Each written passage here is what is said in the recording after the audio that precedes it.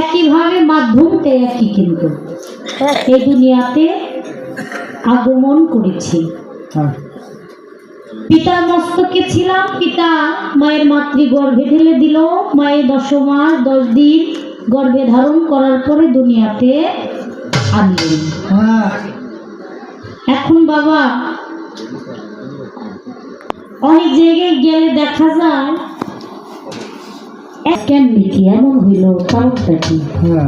বাবা তখন মায়ের জবাব দিতেছে, বাগান এটাও মালিকে দিছে, তার দান, আমার তো কিছু করার নাই, হয়ে গেছে, এখন ফেলে দেওয়ার তো আর কায়দা নেই। এইভাবেই আমাকে সারাটা জীবন ওকে পালতে হবে।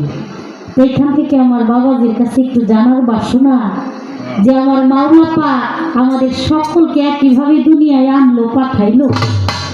ওই সন্তানটা মায়ের প্রতি এমন কি রাজি খুশি হইয়া এত সুন্দর পরিপূর্ণ দিল, কিন্তু ওই প্রতিবন্ধী সন্তানটাকে পরিপূর্ণ তো বাবা দূরের কথা, যদি একটু হাঁটতে পারতো, বোমা থাকতো, সমস্যা ছিল নাই।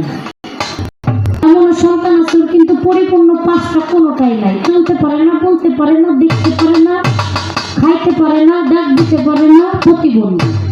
ওর কাজই শুধু শুয়ে থাকা। মায়ের যদি মনে করে খাওয়াবে আর না মনে করলে ওই সন্তানটা সারাদিনই না খেয়ে থাকবে, এমন একটা অবস্থা।